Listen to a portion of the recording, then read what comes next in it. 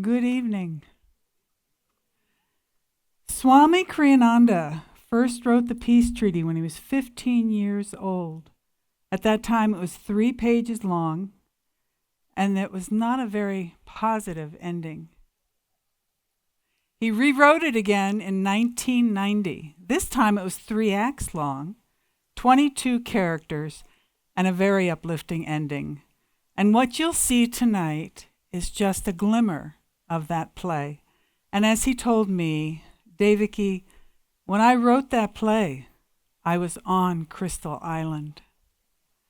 Tonight, what you'll see, as I mentioned, is just a glimmer of that play. We'll have 2 set changes.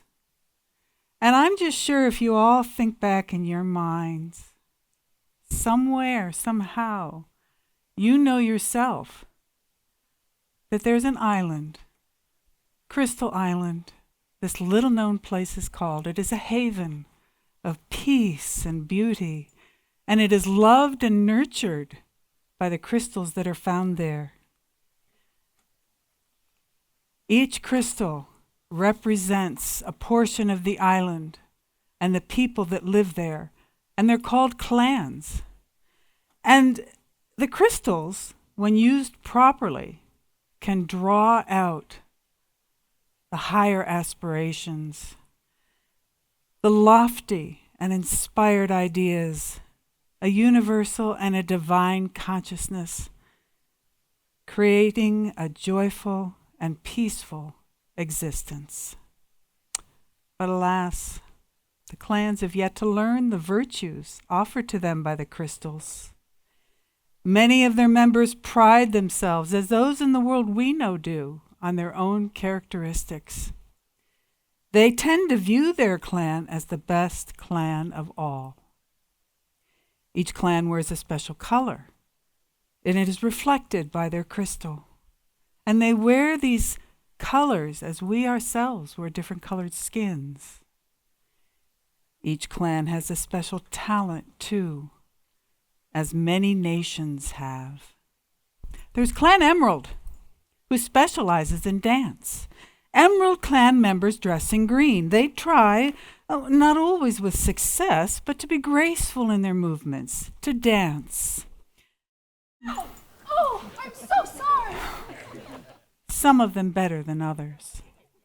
There's Clan Topaz. Now, Topaz specializes in song, and its members dress, as its name suggests, in yellow. Some of them sing well. And others, well, not so well. They are simply people, after all, like you and me. There's Clan Azure, which specializes in poetry. Now, Azure dresses in blue, and the members of Clan Azure, they try their best, it's a cultural thing with them, to speak poetically. Oh, upward, climb the living tree. Hark to the cosmic symphony.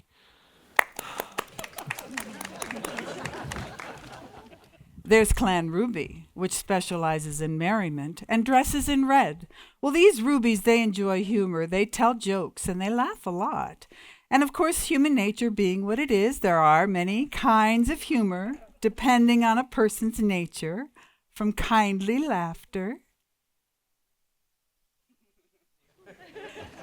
to jeering mockery and cutting sarcasm. And finally, there's Clan Amethyst, whose members' predilection is for philosophy. They wear the color purple. Their philosophizing displays again the wide variety of human nature, from a deep desire to know truth to mere guile, from clever rationalizations to the clumsiest of self-justification. I'm self-concerned, not self-involved. Well, as you can see, no clan is perfect in itself. In fact, you and I know that these qualities need to be combined, and the colors need to be intertwined for the full potential of human perfection to be attained. Many of the clans pride themselves on their own special interests. Each clan, of course, tends to view their clan as the best clan of all. This play brings correction to that narrowness of vision in the way that fate itself often brings lessons to us all. Our play opens at the end of a war. Some time ago, Clan Azure invaded Clan Topaz. The other three clans, recognizing the invasion as a threat to their own safety too, joined Clan Topaz against the invaders. The leader of the allied clans, a brilliant officer of Clan Topaz, was Lord Christar. The allies were victorious. Clan Azure was defeated, and a celebration reigned throughout the island. Free at last from dire oppression, free from armies shouting hate, free at last from brute aggression, free a new life to create. Let us now hands join together, bless with peace our native isle. Bless our fields of flowering heather, may all hearts be free from guile. Let us build new lives in beauty, let the grass wave full and green. Let peace be our highest duty, joy in every eye be seen. Free at last from dire oppression, free from armies shouting hate, free at last from brute aggression, free a new life to create. Hooray! Our clans fought bravely, all of them. Yay! Only at the day's end, with the capture of Stolar, their ambitious lord, did the melee dwindle. Before it even ceased, our allied clans, outraged at the moral stench of his foul crimes, cried out, "Let the monster pay in blood for the suffering he has so callously inflicted." At that very sight, his evil head was stricken from its sin-bloated body. And then his soldiers knelt, laid down their arms, and trembling, pleaded for mercy on themselves and on their vanquished clan. Joyful day! Down with the Azure Devils! Let us not cry for vengeance. Stolar's dead, but was it his people who incited him to conquest? His was the sin, surely. His and that posturing pack that fawned on him like jackals, eager for whatever carcass he might fling their way. Good friends, now that this war's been won, let us turn our energies not to vengeance, but to bringing a lasting peace to our poor, battered Crystal Island. But my lord, should not Clan Azure pay dearly for the great wrongs they've perpetrated on us? Vengeance alone might be a pointless waste, but many bards in our clan's long, glorious past counsel due punishment as protection against the threat to future harm. You thought you could escape me, didn't you, spy intruder? It's an Azure soldier. I don't know. My lord, I meant to kill this Azure, this beast, but finding you here, I will, needless to say, sir, now pass my vengeance over to your judgment. Shall we, edify these good people here by striking off his head right now? Hey. Or is it your exalted wish that the opportunity be carried out in greater privacy? My mother, rest her, used to say of opportunity that it's like dessert.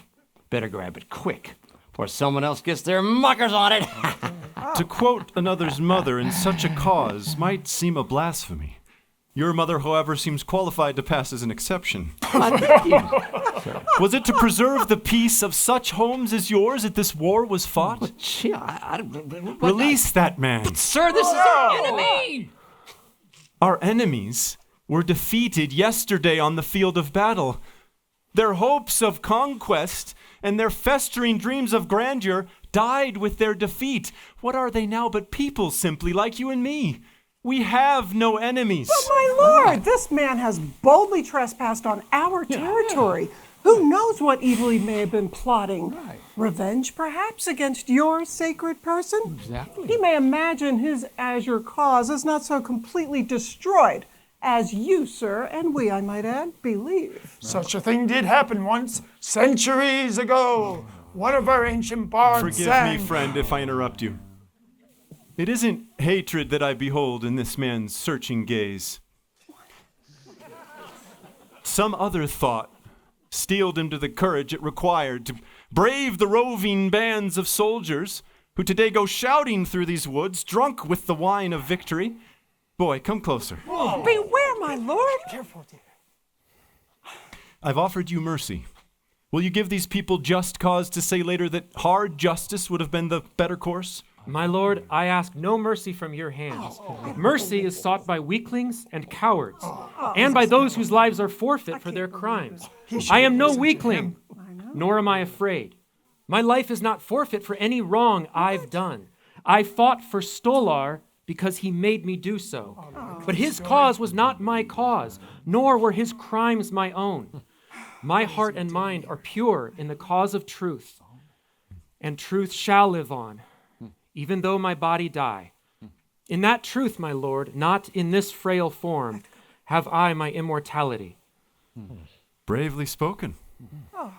And will all of you say that this man must die merely because the tunic that he wears is blue? No.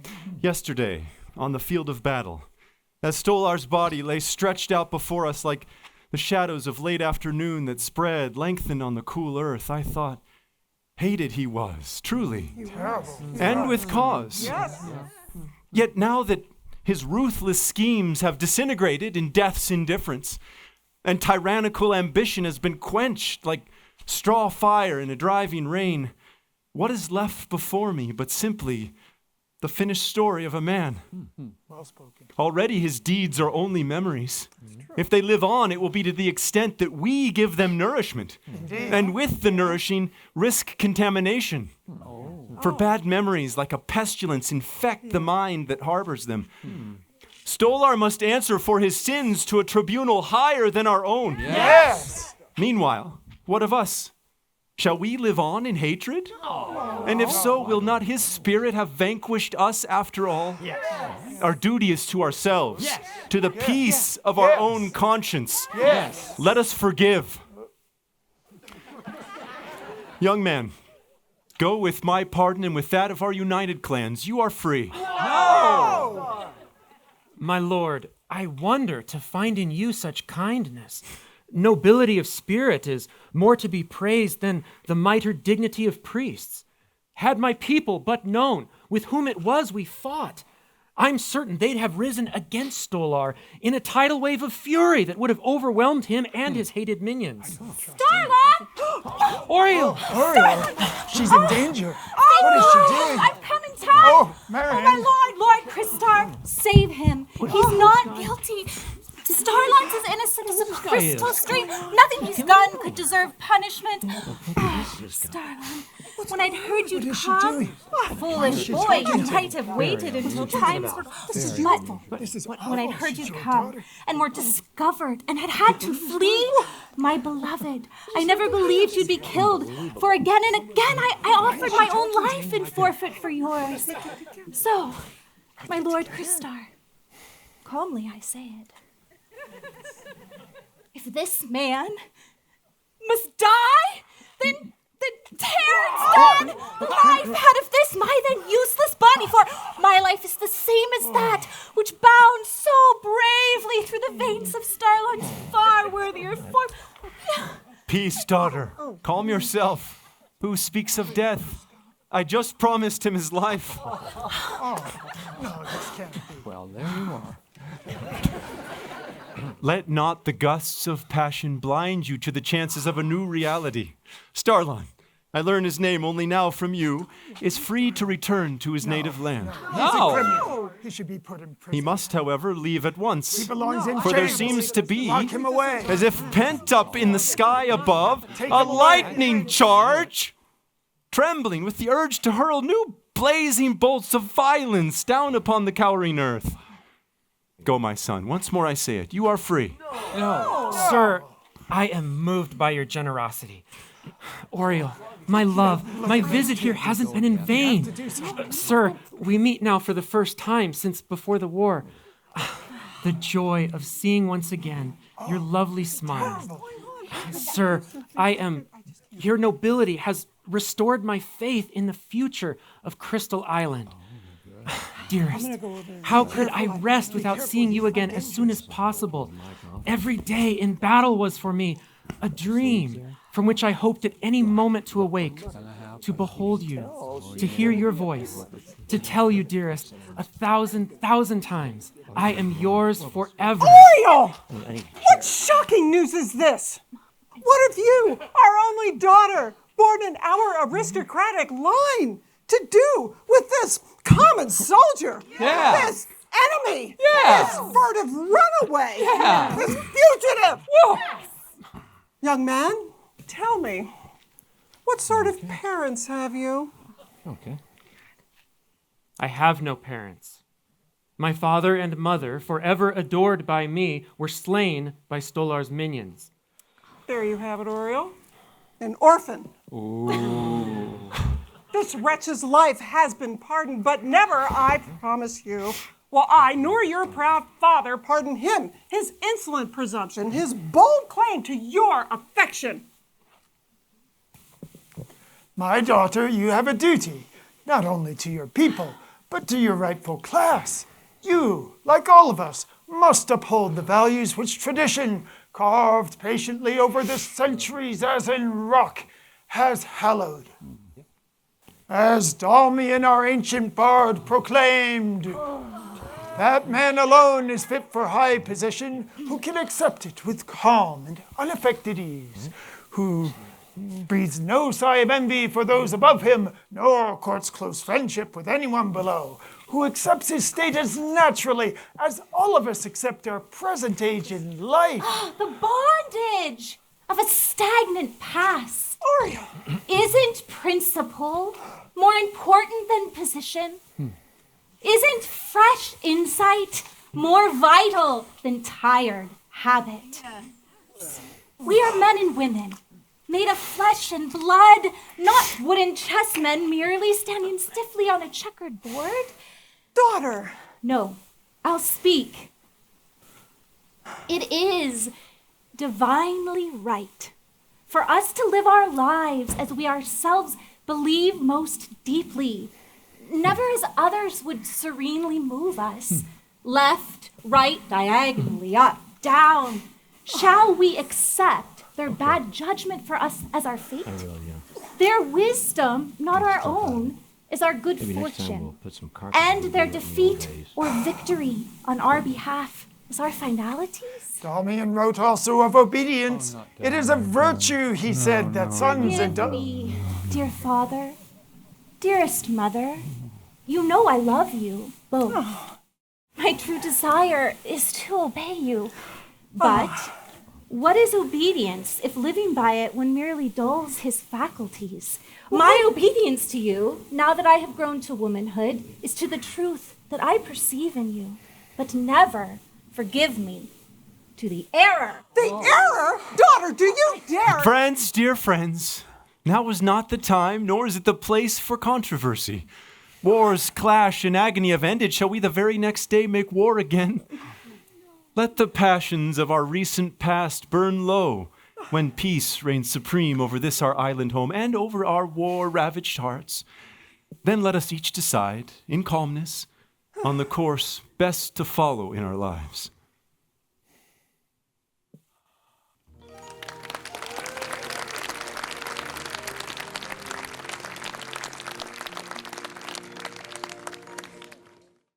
Star is faced with a dilemma. He and others fear that unless peace is established between the clans of Crystal Island, beautiful and vibrant, it will be destroyed, along with its inhabitants. In an attempt to instill peace, Christar offers a proposal to the lords of the allied clans in the form of a peace treaty. Isn't that how so many nations try to settle these matters? Alas, pride, prejudice, vengefulness, selfishness, and all the dreary catalogue of human failings intervene to prevent genuine acceptance of this noble proposal.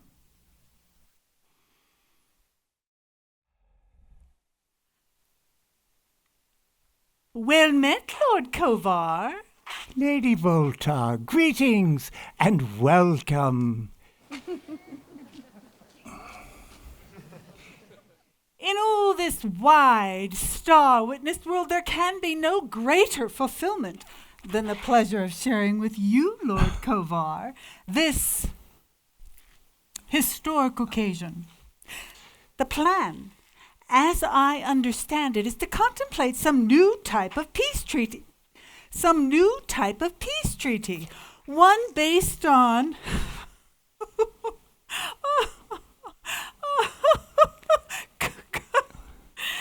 cooperation.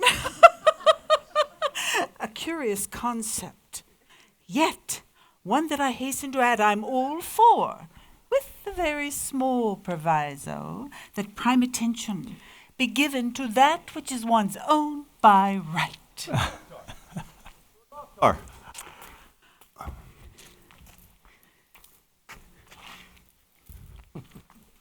At last we meet together. What an auspicious hour. Could anyone have hoped mere days ago that ours would be the victory, and ours then the peace? Lord Kovar, it is a joy to see you. Lady Voltar, I am honored. Lord Loftar, I called ahead to you as we arrived, but you didn't hear me. I heard. Seemed to me, however, that a separate entrance would be grander for Lord Christar, the great convener of today's conference. Why? Are we not equals? There speaks our great commander-in-chief. Ooh. Condescension comes naturally to one accustomed to being in command. Loftar, brother, who would denigrate the altruistic motives of our noble Christar? Let us not begin this auspicious day with dark suspicions. Don't misunderstand me, please. I'm aware that Lord Christar's victory is worthy of the highest respect, as testimony to his outstanding, cleverness. Yet, the cleverness in the ruling of a clan is very different from that cleverness which is required to win a war. No doubt you are right. Though speaking for myself, I prefer always to be led by truth. It has not been my way to rule by cleverness. Hear me, my friends. I know that once you've heard my plan, any doubts which may have troubled you these days will be laid to rest.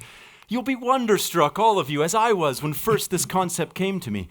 You'll recognize its beauty, its simplicity, its promise of a golden age to come. My brother, shall we sit? It is the honor of Clan Amethyst that these suggestions, may I call them, be presented in our hallowed forum. What you'll hear, my brother, are not suggestions merely, but a solution to the problems that for centuries have plagued our clans. Clan Emerald has always wished that its neighbors saw matters with clear vision, as you propose.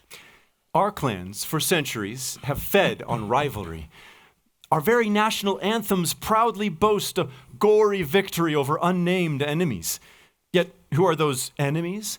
Those very clans, 4 in number, whom destiny has brought to share with us this fair crystal island. Proudly, we've vaunted, every clan, our own unique superiority. Clan Topaz sings. None others sing so well. So what have our people done? They've declared all others to be less meritorious than they. Clan Emerald dances. Others can't dance so well. Your patriots, Lady Voltar, have therefore proclaimed that yours outshines in virtue every other clan. My friends, cannot we look upon each clan as the bearer of some special offering to enrich the banquet of our shared existence here on Crystal Island? Wise words. Magnificent. Your idea is very much like the one that I've always held, namely that the other clans are forever to be grateful to us. This island is green. Oh, green surely is nature's favorite color, just as dance is her true mode of self-expression. Oh, you see how she vacillates the meadow grasses, agitates the trees, and nods proudly in the flowers. You've given us the image of a banquet. May we dare hope that this banquet of yours will be one in which the food has a certain substance, not a mere feast of words? Obviously, Lord Christar has thought deeply about these ideas he's submitting to us. Dear brother, do speak on. There is pleasure in the very whisper of philosophical concepts. The more abstract, always the better. I have a treaty written, which I'll submit hereafter to your judgment. My friends, all that I ask is that you open your hearts to the realities of others. If what I say appeals to you, accept it not, I plead with you as mine, but as the herald of a long-awaited truth. My friends, reflect. Could he have won this war with the rusty armory of idle schemes? It was not he alone who won the war. Let us not forget the contributions we all made, Clan Emerald especially. A plant may overlook that it owes its existence to the soil from which it sprang. But you, Lord Christar, are no such prideful plant. Your motives, it's well known, are pure. In any case, the issue is not how you won the war, but how we should proceed to carve the peace. Carve? What a great image when compared with that of a banquet, huh? Have you thought, Christar, how we should treat Clan Azure now that their offensive ambitions have been silenced? A vital question. For cooperation, too, must have some goal, the bonding agent of a reasonable purpose. I know our traditions, how they hold that war gives the victor rights of spoil and recompense. But look back through the twisting lanes of history, how every vanquished clan, brooding on its shame, merely bided its time. Then when stability returned to it once more, when crops were plentiful and shops were crowded with rich merchandise, the strengthened indices of a healthy commerce inspired the courage to hazard a revenge. Once again, the blood of young men soaked our battlefields, fields which in peacetime had been fertile meadows. Homes, their every brick laid lovingly, collapsed in ruin, like so many homes before them. Women and children, defenseless, died in agony. Isn't the message clear? History has proved that vengeance is an idiot's satisfaction.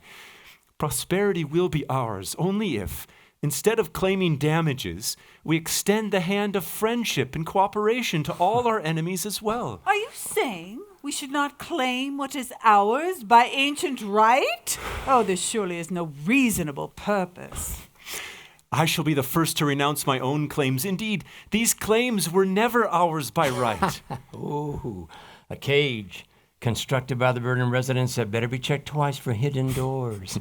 Lord Loftar, your famed wit is welcome. Check what I say, I beg you, for hidden doors. Tell us, Lord Christar, what is your plan for a lasting peace? I've spelled it out on paper, which I'll distribute later for your study. The strength of this plan, however, is more in the change of consciousness for which it calls. First, I would ask that you absorb its essence. For the important thing is that we agree in principle that our clans try henceforth to live by the consciousness of peace and fellowship, not merely by the letter of the written treaty. My plan is that we embrace one another in a spirit of goodwill, that we treat our island home as we do our own villages, with the same love, with the same sense of stewardship. I see.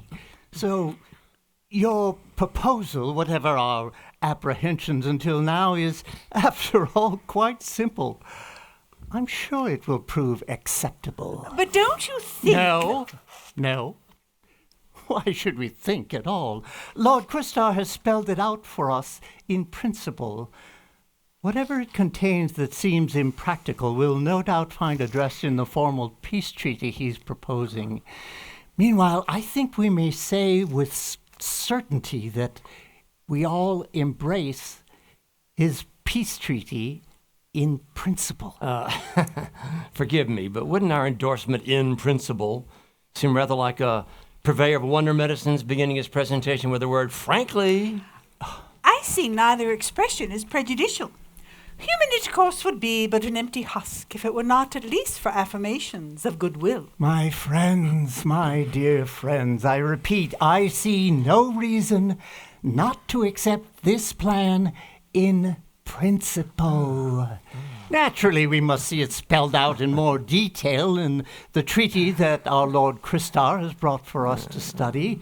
Meanwhile, surely the sentiments he's expressed are excellent. I'm thrilled to receive your support. Lord Christar, I would not have you think that I would do anything that all three of us did not agree on. Tomorrow, we'll all sign the PD. We'll meet together, and we'll all sign the treaty that will bind our clans to peace.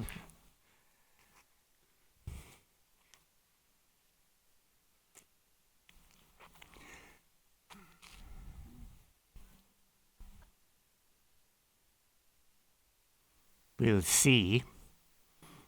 The influence of this foolish glee was such that it seemed wiser for the moment to submit. But the centuries have their influence too. And fixed tradition, contained like a vapor within these ancient columns, will surely chloroform this presumption of excessive novelty. Waves can be mastered best by those who go with them. Rise when they rise, and ride with the rolling crest. Sardak, why are you here?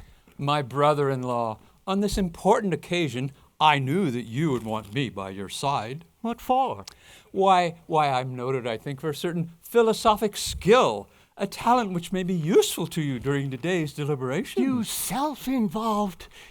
You philosophize your wife, my sister, into an early grave. It is not my pleasure to have you so treat this conference. Return to your home. My lord, I predict disaster. Go home.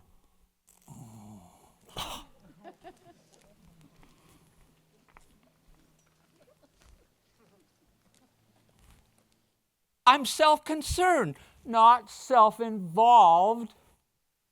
How can a person be light-hearted when the whole world is out to snatch from him all it can? Self-interest, I always say, is nothing but self-honesty. Concern for one's fellow man is a cowardly sham, an underhanded means of getting one's own way. Cooperation, I always say, is compromise made by the weak-hearted. And if caring for myself makes me somber sometimes, well, a little somber, that's because it is no easy task fending off the self-serving demands people make of one. Yes, and that's something else I always say to those who are eager to study my philosophy. Self-interest is good when it concerns one's own needs. By definition, therefore, it is bad when it concerns the needs of others. Yoo-hoo! Over here, darling. Yoo-hoo! Oh! Oh! My hair. Kind sir. You don't know me. By what presumption do you call me kind? I'm sorry. This is not an occasion for sorrow. And I'd like to make it clear that kindness is completely foreign to any sound philosophy.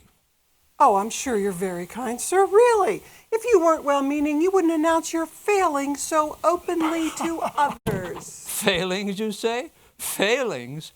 Yours, madam, is the failing. You fail to conceal from me the fact that you meant nothing whatever by describing me as kind. All you wanted was slyly to wheedle out of me a piece of information, which, as it happens, I see no reason for withholding. You are dressed in the colors of Clan Topaz. It's obvious why you are here. Yes, this is today's meeting place of the clans. Then this is your ancient forum? It is. And Lord Kovar will be back at any moment to initiate the proceedings. It's a bit of a ruin, isn't it? It's a total ruin. Why mince words? There's no roof. The walls collapsed centuries ago. One must watch carefully where he walks, lest he sprain an ankle. But why? Isn't it a bit strange Lord Kovar is holding such an important meeting in a place like this? Lord Kovar is my brother-in-law. Everything he does is reasonable. As it happens, all his important councils are held here. Our ancient forum may be a ruin, but in it have been enacted the most vital laws in the long history of Clan Amethyst. The influence of tradition is so potent at this spot that we count on it to guide us in every cornerstone deliberation. The feeling is a bit oppressive. It doesn't seem to welcome our traditions. Is your Lord Kovar open to the cooperation proposed lately by our Lord Kristar? If Lord Kovar, my brother-in-law, has the wisdom to be guided by me, he will recognize and accept that your Lord, able leader though he showed himself in war, with our assistance, of course, has thrown both caution and common sense to the four winds. I see. Well, we are here to see to his accommodations in the town. Perhaps we shall meet again. Good day to you, sir. Oh, what a dry wind! Cooperation, vultures all.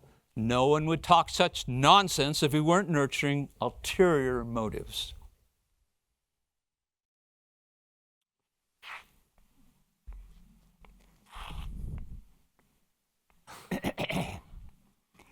I've asked you to meet me here before the hour agreed on for our formal convention. It seemed to me wise for us three to consider our colleagues' proposals calmly and dispassionately, free from the influence of his, how shall I put it, his somewhat exuberant nature. Oh, I agree. It's never easy to make reasoned judgments when the mind is fevered by prejudiced emotions. Let us go over this proposed peace treaty then before Lord Kristar comes. 1. People and goods may henceforth pass freely across all clan boundaries. Oh, what's the man saying? Are we to open our borders to mass migration? Wait, friend, let us hear him out. 2. Customs taxes shall no longer be levied for any purpose whatsoever. Oh, this is wonderful indeed. The more revenues we sacrifice, no doubt, the richer we become. 3. The buildup of armaments shall henceforth and forever be suspended. Well, the man's thought of everything. Give up major sources of revenue. Give up our national security. Well, perhaps we can get our soldiers to support themselves by taking up knitting. 4. All military training shall be suspended. Needed only that. Only those forces shall continue to exist as may be necessary for purposes of maintaining law and order. Well, I suppose we could always muscle up our police forces. 5. There shall be a League of all clans, the decisions of which shall be binding on everyone. Oh, good Lord, he's asking us to forsake our national sovereignty. 6. This League of all clans shall be supported by a tax levied on every clan according to its own capacity to pay. Enough, for God's sakes, enough! There's more. Oh, and now having stripped us of other income, how does Lord Kristar expect us to pay this tax? I have it. We'll go into the sign painting business. We can announce to the people of the other clans, come in. Now, shall we write that with 1 exclamation mark, or with 2 or 3? Come right in, take whatever you like. We'll even help you to carry it away. Oh, and here's a fundraising idea. We might charge them a slight fee in helping them with the transportation. I get the impression that neither of you like our brother Kristar's proposals. Like them? I love them. They take me right back to my days of happy innocence in the nursery. Look, I have no desire to offend Lord Kristar, but it does seem to me that, some modifications might happen to this document. It is only a first draft. I'm pleased to hear the voice of moderation. I would think that Kristar would like improvements after all, Kovar. You are a far better writer than he. The important thing will be to protect our interests, but always in the name of peace and brotherhood. I see, yes. Bow to principle while pleading practicality. Exactly. We must make our principles seem practical. It won't do to alienate our subjects. The name of the game, my friends, is and always has been power. And power where governments are concerned means power over the people. Could, of course. One of the best ways to attain this power is to parade our case as though it represented the power of the masses. We'll appeal Now, to we could do that by bending them to our will by force. But the wisest course, it seems to me, is to present our case in such a way as to make them believe that the ideas are theirs. With enough propaganda, we can make those ideas theirs. We'll appeal to their self-interest. We might also be able to convince them of the dangers of excessive generosity. Nor should that be so difficult. One can make black itself appear white. All you have to do is flash strong lights in their eyes. Oh, I understand. Make sweeping promises. Please excuse the intrusion, my lords, but where is Lord Christar? We thought to find him here. We're waiting for him that our convention might begin. Oh, well, in that case, may we await his coming? Well, you see, we have important things to discuss with him when he arrives. Is there something you wanted? I can assure you, we are competent to speak on his behalf. Well, it's about our daughter. Rumor has it, she imagines she's in love with a common soldier from Clan Azure. We wanted to urge our Lord Christar, in your presence, to write provisions into the peace treaty that would prevent our enemies from in any way presuming upon the generosity of our united clan. What luck is this? Two from his own close retinue. Rest assured, dear lady, that the great Lord Christar has no wish to penalize our victorious peoples. Just man that he is, it would never be his intention to make you suffer for the wrongs of others. Rest assured, your daughter shall only marry someone worthy of her. Oh, why, thank you, my Lord Kovar. We couldn't imagine that this peace treaty would be a means of inflicting suffering on us. And our daughter, if she could but realize it now. Clan Azure stands already accused of heinous crimes enough against you, against your family, your people, against all our peoples. The peace treaty will be a just document. There can be no justice without punishment. Your words are an enormous relief, my lord. How indeed can we build securely for our future if we destroy our foundations in the past? The old ways deserve our reverence.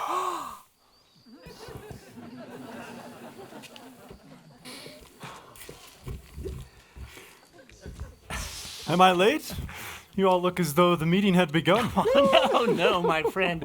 We arrived only moments ago. We've just been chatting idly here, awaiting your arrival. Good.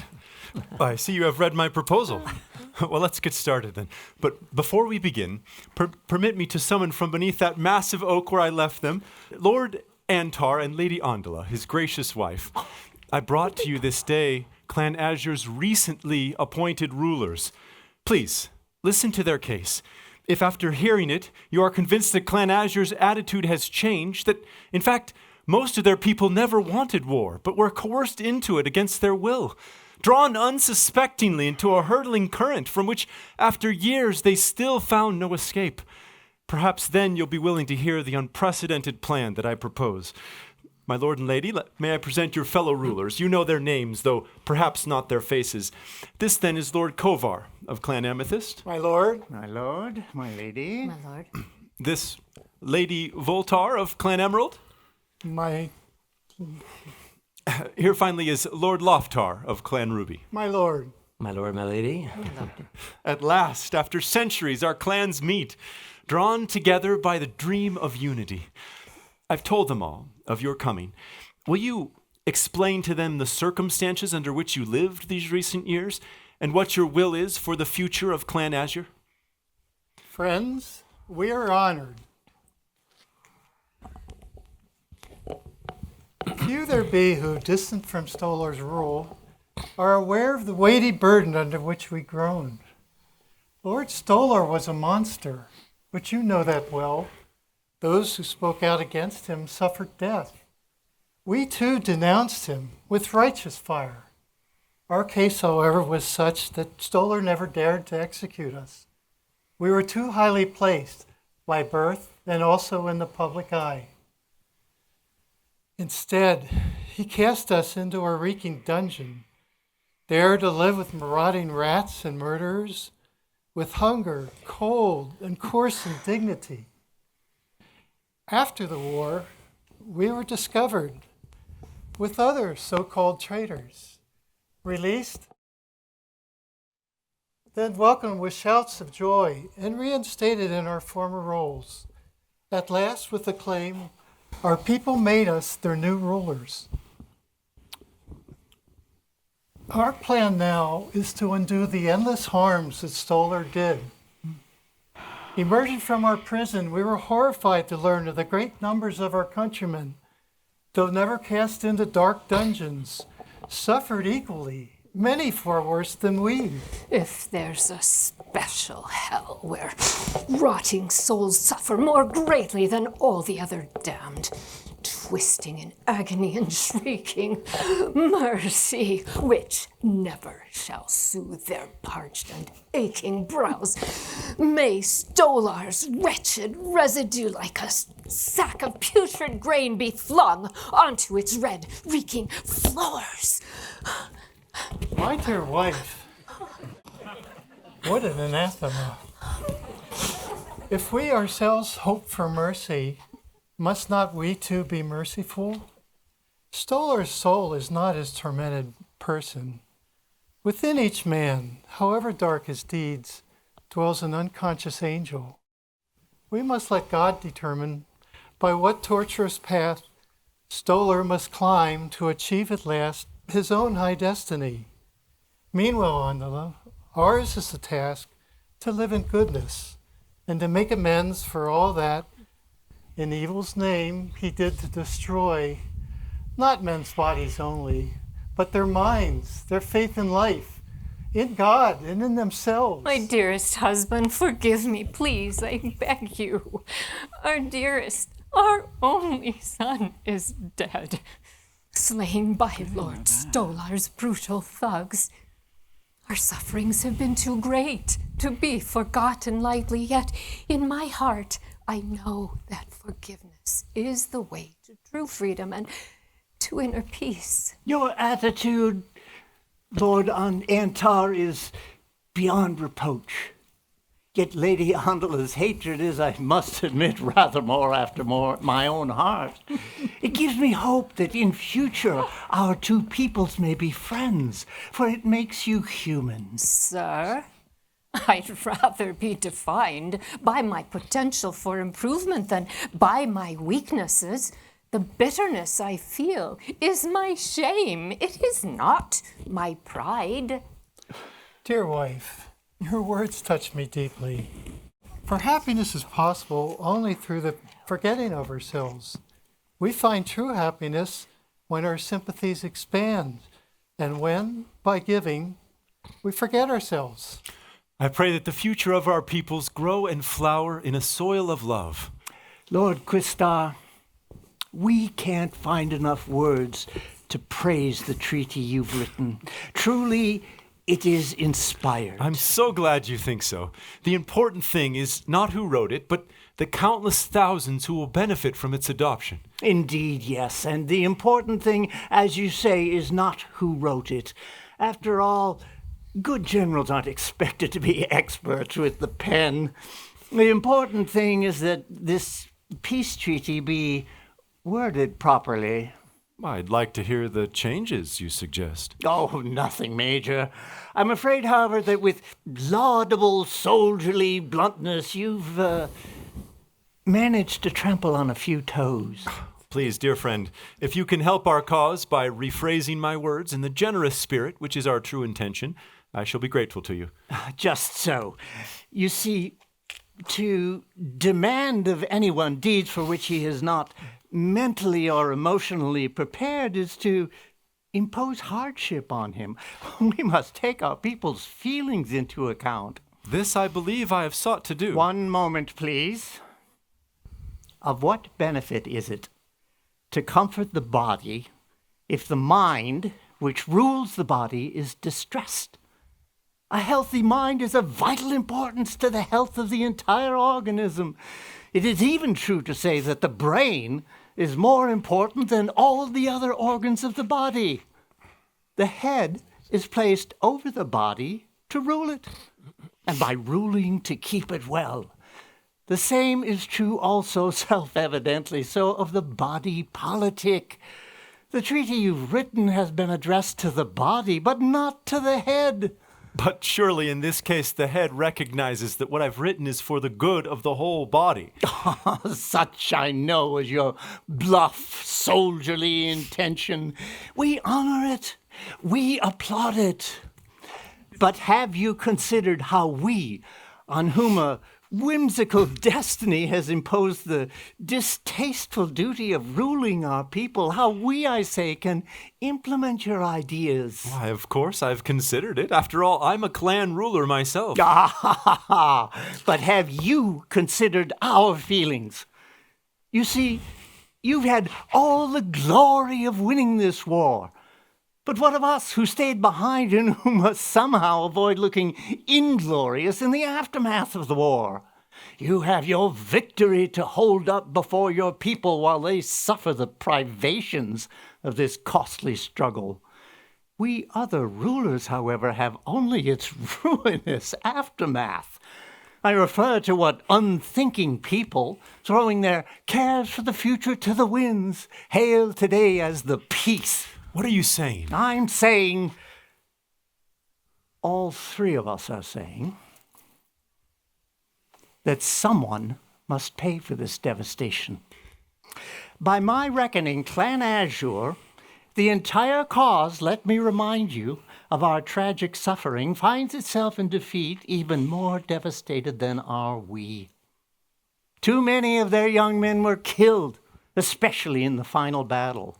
They committed themselves throughout this war to a massive gamble that they would win, following which they planned to bleed us white.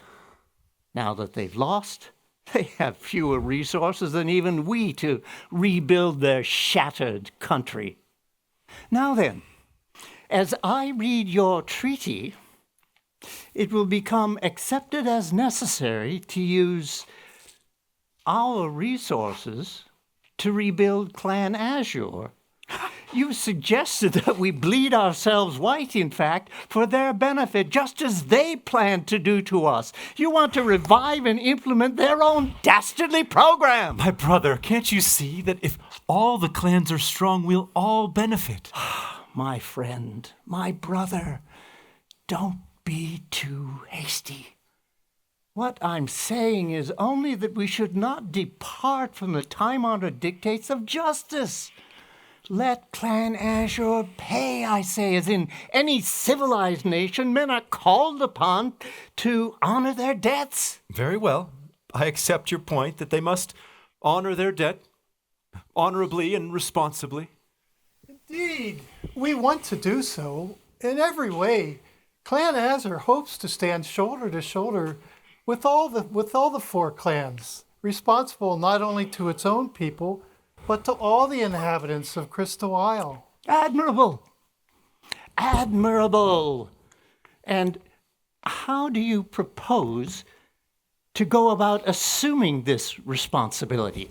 Gradually, as we grow stronger, we mean to help you to rebuild your towns as we rebuild our own. We mean to accept voluntarily, in honorable recognition of our debt to you, the burden of helping your economies out of any profits we earn. Gradually, you say?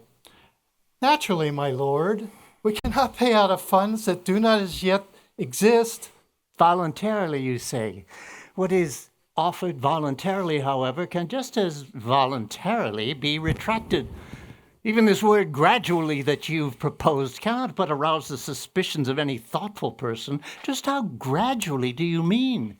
Shall our children's children's children see the beginnings, perhaps, of the vaunted repayment of your debt? My lord, without trust there cannot be even the glimmerings of hope for a lasting peace. Wisely spoken. In your discernment I perceive clearly how we won the war. Indeed, there must be trust. Then shall we not trust? Trust is possible only when people are proven trustworthy. Anything less than that is naivete. And naivete ends in the destruction of all trust. Plainly speaking, we can't afford to wait. Our countries lie in ruins. It is now that we must rebuild them, not uncounted generations in the future. If Clan Azure is to help us in this undertaking, they must help us now. We want to, my lord. How do you suggest we do so? Suggest? I'm not suggesting anything. You'll pay because we'll take from you what we want. If you can't pay us in goods or money, you'll pay us with your people. They'll come and work for us, serve us in our homes, without pay, but in back-breaking labor. But, why, that's slavery. Call it what you like. Words can be made to serve an infinity of different ends. This isn't repayment you're asking, it's punishment. Wait a few years only, and by the treaty I've proposed, you'll derive vastly greater benefits than you could possibly squeeze out now or ever derive in future from a land that remains devastated. Referring once more to this peace treaty, as you've so quaintly called it, the feelings of your fellow rulers are hurt also by others of your stipulations. You've asked us to give up important revenues in customs taxes. Apart from that income, do you seriously intend to ask our artisans to welcome the threat of cheap foreign goods flooding their marketplaces? Clan Azure's goods, since their country will be impoverished, will be especially cheap. Would it be fair to reward them for the sufferings they've caused by giving them such an advantage? According to your plan, all people should be allowed to cross all boundaries, all clan boundaries at will.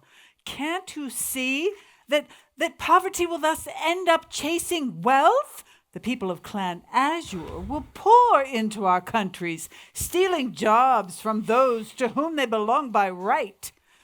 Indeed, slavery is the best solution to cheap labor. With slaves to serve us, our own people will be free to pursue their lives with the dignity they've so long merited. Are you so blind that even tomorrow is a mist before your eyes? What would the fruits be from such damaged seeds? It would be bitterness, hatred, vengeance, and eventually, inevitably, war. You've written that there should be no further buildup of armaments and no further military training? How do you expect us to protect ourselves against Clan Azure's reprisals? And how do you expect to ensure that all the clans receive all that's coming to them? You've written that there should be a league of all clans. Well, this I judge to be an excellent idea. It will help us to keep an eye on one another. Clan Azure, of course, must be excluded from representation and the tax. Why place this burden on our innocent population? Obviously, it is Clan Azure that must pay the tax. Thus, they will be included in your noble concept of clan unity. My brother!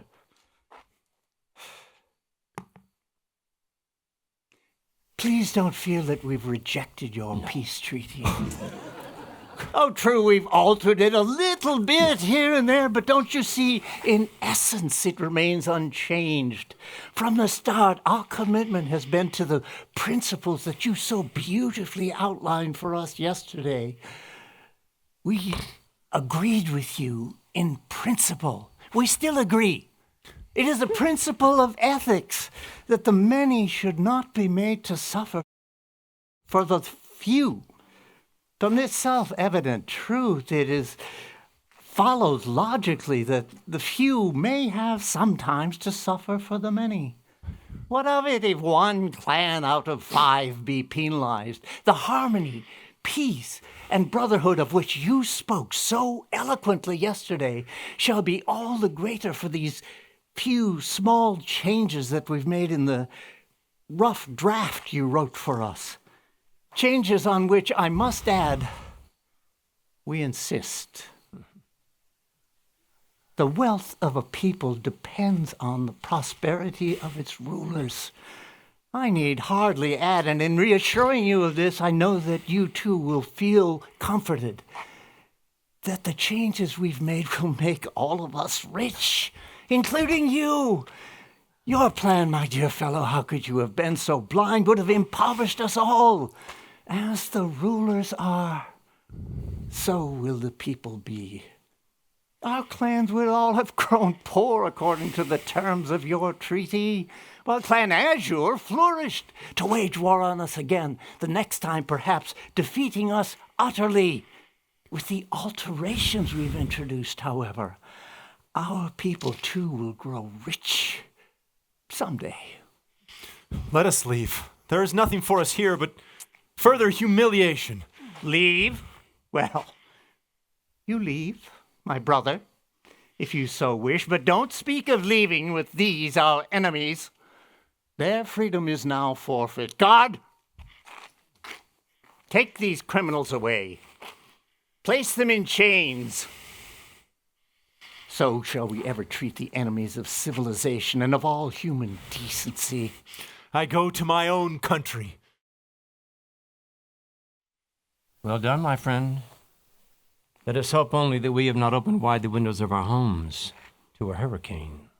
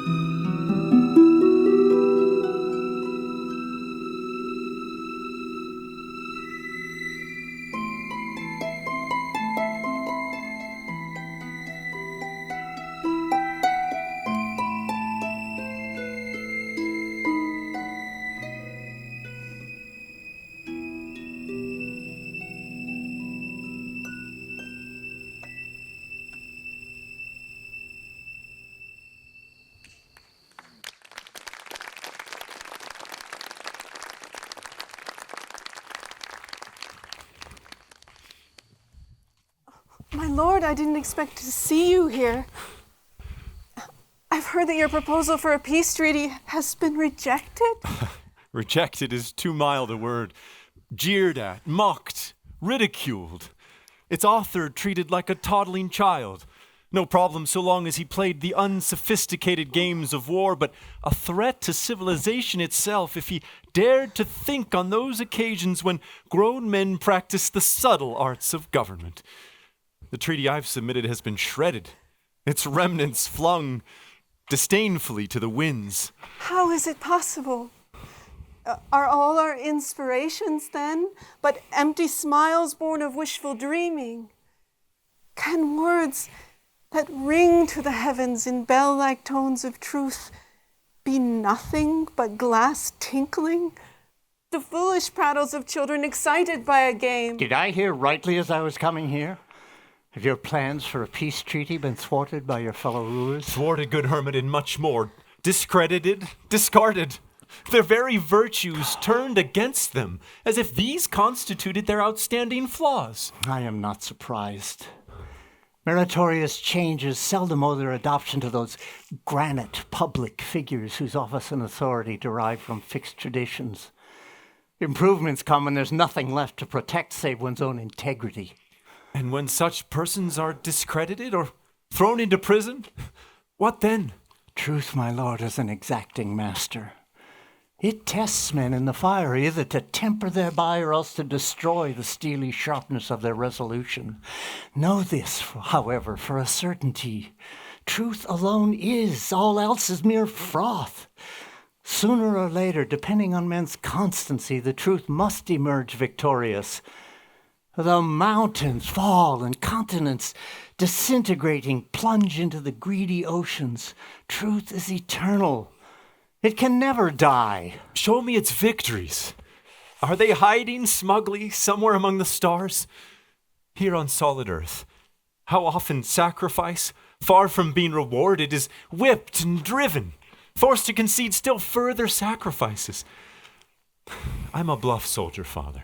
I demand some visible proof that high ideals are sometimes honored by universal law and not forever whipped up and made a laughing stock. My son, was not your victory in this war against odds that at the time seemed overwhelming? Was not that victory proof sufficient that where the will is committed firmly to the cause of truth, it must prevail at last?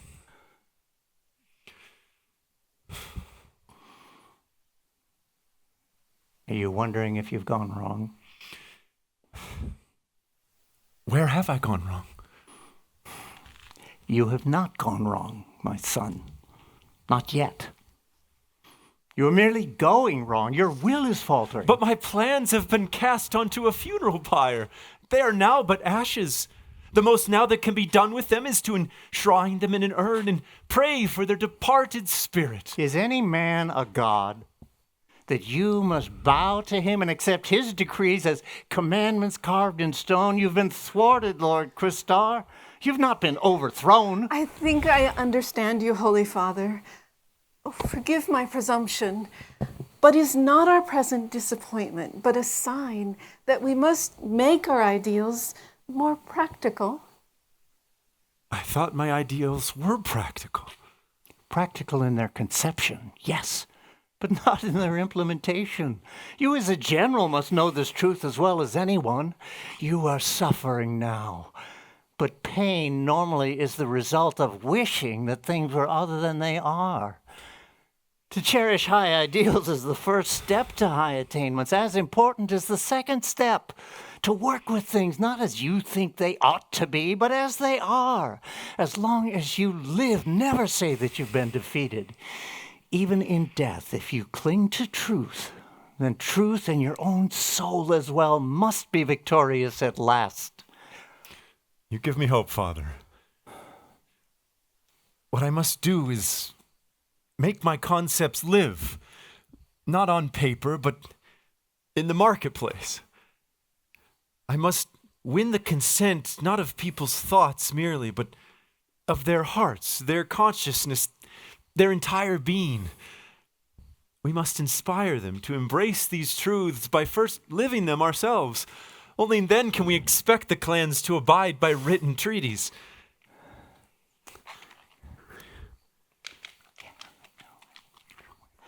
I was afraid my parents might be following me, but I've eluded them.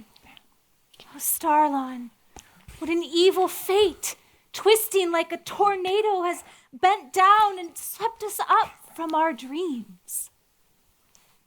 Lord Kristar, what could have happened? My Starlon is a fugitive, and he knows it not.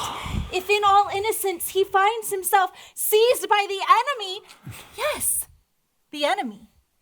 For whosoever obstructs true justice shall be my enemy from this day forth, whatever the color of their clothes.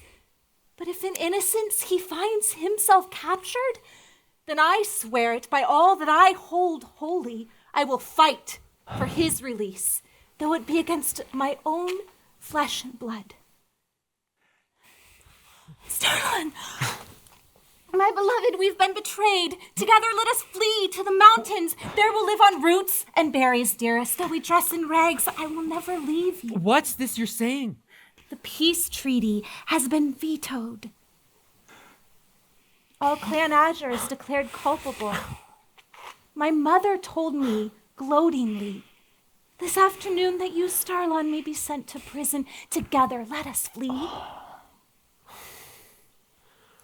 Of what use? In any case, a world where justice is held ransom by blatant selfishness and greed. Can virtue thrive where justice is despised? Can justice flourish where virtue is forgotten? Let us forsake these clans, as sane people would turn their backs on a mad mob. The thought of escape is tempting.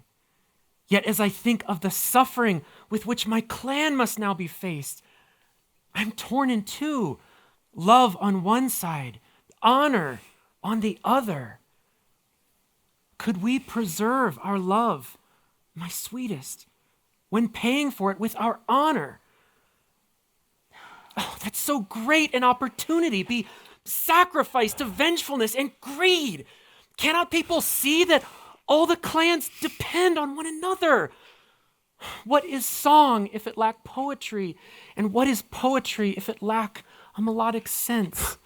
There's our solution. There's how we'll win the people to our cause.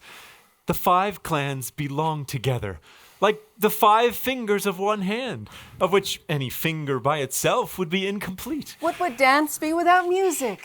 Dance needs also the help of poetry and song for clarity. And were it not for graceful bodily rhythms, would it not be difficult to bring rhythm into poetry and music? Their beat would lack grounding. And what would these 3, dance, poetry, and music, be without philosophy? People who leap and fling themselves about without reason are judged themselves bereft of reason. Music that shreds the silken veil of peace, or that fans the fires of pain, or that heaves, shudders, moans, and shouts, all these without a purpose, is no more music than frogs are nightingales. Poetry that says nothing is like wind whistling through the cracks in a rough cabin. No work that has not its roots in truth can long endure the hurricanes of change. Well, the arts, too, are essential to philosophy, lest truths be placed on view like corpses in a mortuary, having shape and size, but lacking life. Without joy, finally, yes, and merriment. What meaning could we ascribe to life that had more vital purpose than a bandage on a wound? Yet joy should also have a dancer's grace, aspiration like a soaring melody, the healing power of poetry well conceived. Joy without a sense of higher purpose is like drunken jollity, muddled and confused. It's laughter like the barking of hyenas that rejoice most there where they smell death. As the flowers need bees to propagate their seeds, and as the floral sweetness supplies bees with their nourishment, so does every clan depend on every other. By this truth shall we convince the lords that the peace treaty is a necessity. Why so, my lord? The other lords are not concerned with truth. It is not them we must convince. Yet, from this war, like green shoots rising from a forest floor of ashes, a great good may come.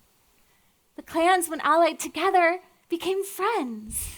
Now they understand that the clothes we wear, the talents we've developed, do not alter the fact that we are human beings first, members of one human family.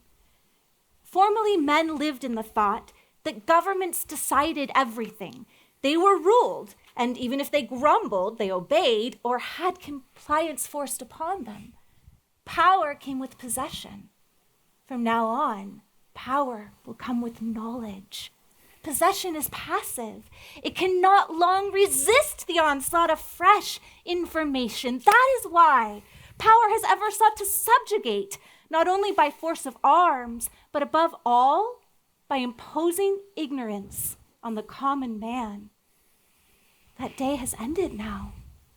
The lords may burn the peace treaty, but the very incense rising from its flames will waft to distant corners of Crystal Isle, inspiring people everywhere to affirm the peace their hearts crave. It is what I first told the lords. We must address this issue first in principle. Peace is a state of mind. It cannot be produced merely by the written law. From the love for peace alone can follow that stability which laws for centuries have proclaimed, yet remained forever impotent to enforce. That is what I must do. Like an eagle, soar and swoop. I'll live in the mountains, as you urged, but descend at night to gather up those who scorn to live in slavery. United then, will inspire those whom bonds in the cities keep from joining us to seek their strength within themselves. I'll go with you. Being free, it will be easy for me to move about, travel to other clans, and stiffen the will of men everywhere to live by this lofty truth, as well as to protect themselves from tyranny, just as during an epidemic we isolate ourselves from noxious germs. We'll preach love, not hatred.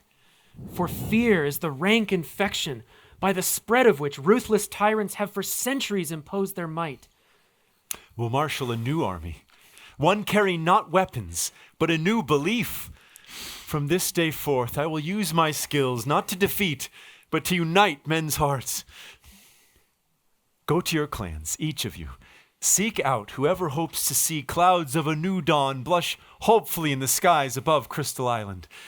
Gather those people quietly until, as our strength increases, we adjudge the time ripe to declare boldly our united faith.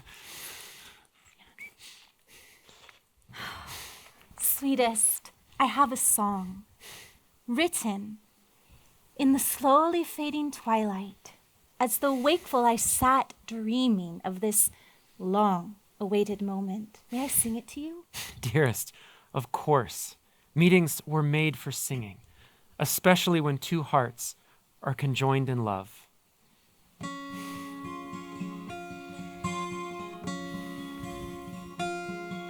Two souls were conceived at night, ere stars in the sky gave light, ere planets were born, ere hearts could know scorn.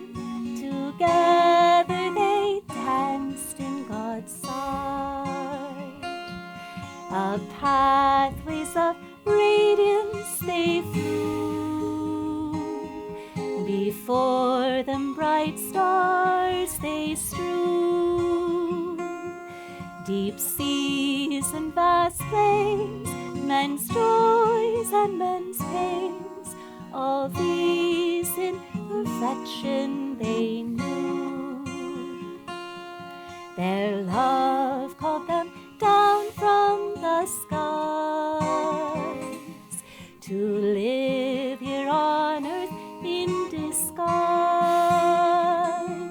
They seem mortal now, yet remembering their vow, they ever maintain their soul ties.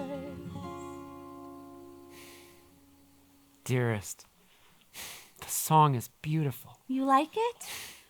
I am so happy. I don't know that my own thoughts waft downward from such lofty regions, yet surely they aspire to the same heights. I, too, have written you a poem. I have no objection to poetry, I assure you. What girl wouldn't want to hear her lover express his love for her in rhyme? The words I've written have merit, if any, not for their beauty, but for the fact that my sincerity while writing them burned ever fiercely as I struggled to enclose it in some proper form. Dearest, when I think of thee, heaven opens, and I see shafts of light upon the earth. All then seems of noble birth. Kindness then appears divine, human error then benign. Goodness rules the universe. Men a higher love rehearse.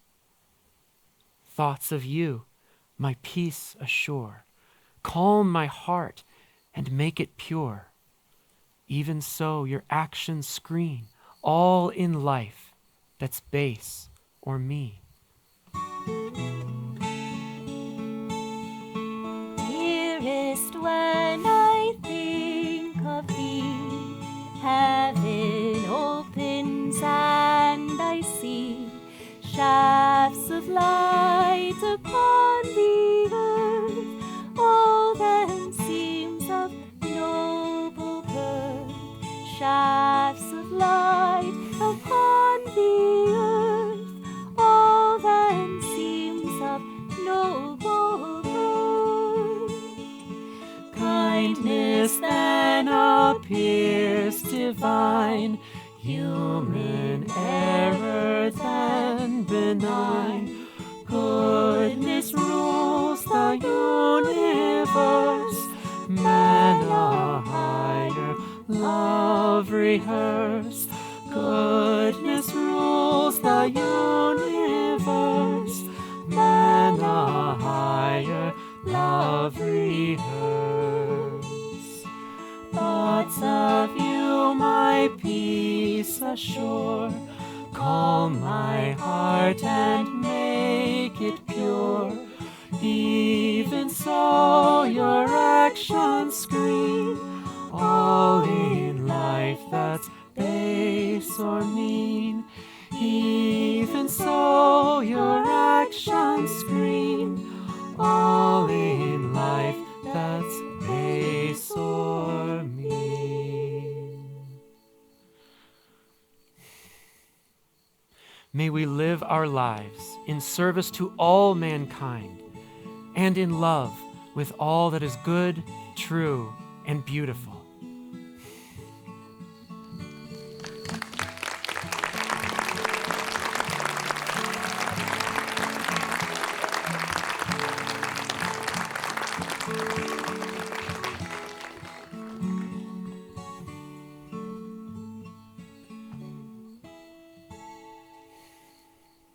Well, it was warfare, and yet not a war.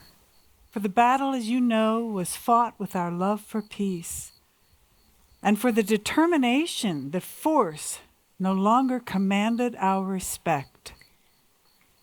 When cudgeled by our ruler's soldiers, we responded not with fear, but gazed calmly into their eyes and willed them to understand the error of brutality.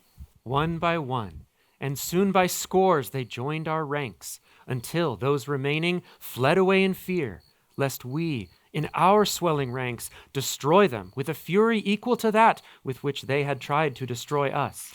We seized Kovar, Loftar, and Voltar, the authors of this tyranny. Then, lest ever again on Crystal Isle they sow seeds of discord, suspicion, avarice, and hate, we stripped them of their power to influence weak minds, susceptible to the whisperings of fear. In short, we shoved them off in a boat, without oars, in ocean currents strong enough to carry them a great distance. We gave them enough food to survive. In another week or so they'll beach on some far-off shore. There, to live among men as strangers, just as they would have had us be strangers to each other. Oriel and I joined together with others of like mind and started our own small community dedicated to the high ideals that inspired the clans to bring about this peace. This consciousness spread through the island and beyond, inspiring men everywhere to affirm the peace their hearts crave. It was a victory of consciousness over brutish force, and thus has proved the power of focused thought over heavy but insensate matter.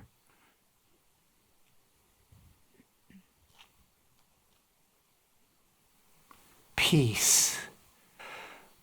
May it flow out like a gentle tide, softening men's hearts and turning them to kindness, cooperation, and tranquility.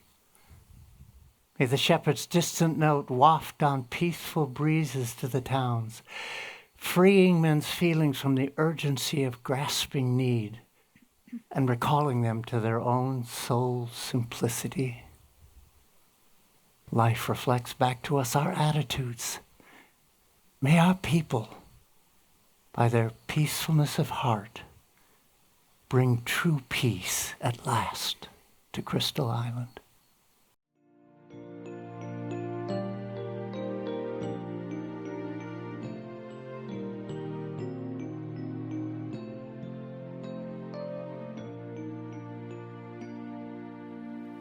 Peace gave us our heart's love. Peace gave us our smiles. Rays of thy presence within us, light that all strife reconciles. Amen.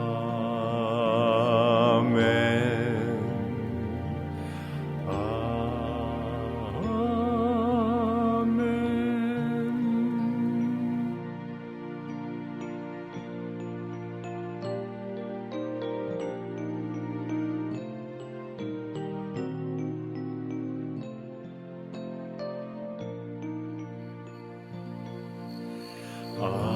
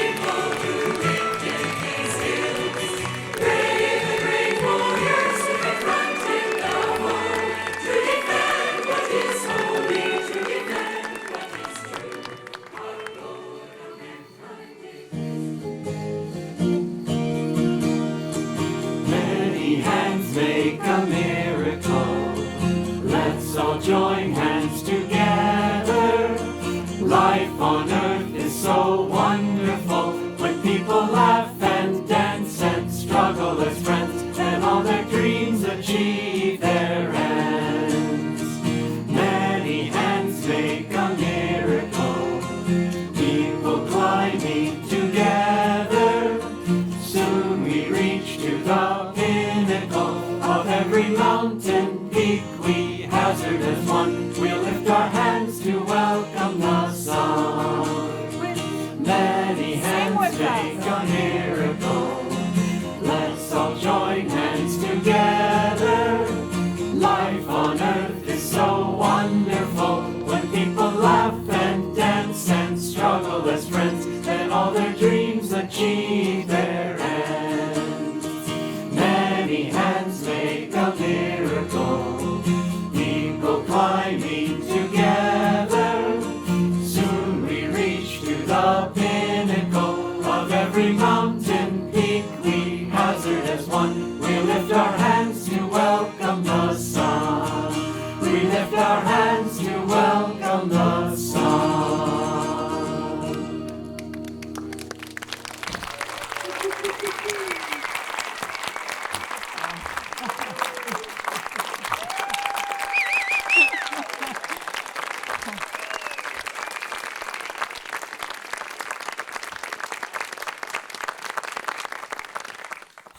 Well, we couldn't have done it without the masters and without Swami, believe me. And all our clans fought bravely.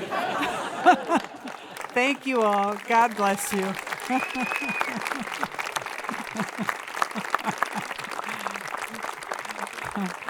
If you'd like to come up and say hi to the cast, feel free. If anyone wants to grab a mask, feel free. And thank you all. Have a good evening. And God bless you all. The end of SRW, but tomorrow's Sunday service. We'll see you all there. Oh, and to the online audience, thank you all. God bless you too. Thank you for joining us tonight. Sound crew. Oh, of course. Sound crew, lighting, costumes, video, all the colonies, the colony leaders. I'm telling you, we had so much support for this. We thank you all. Thank you so much.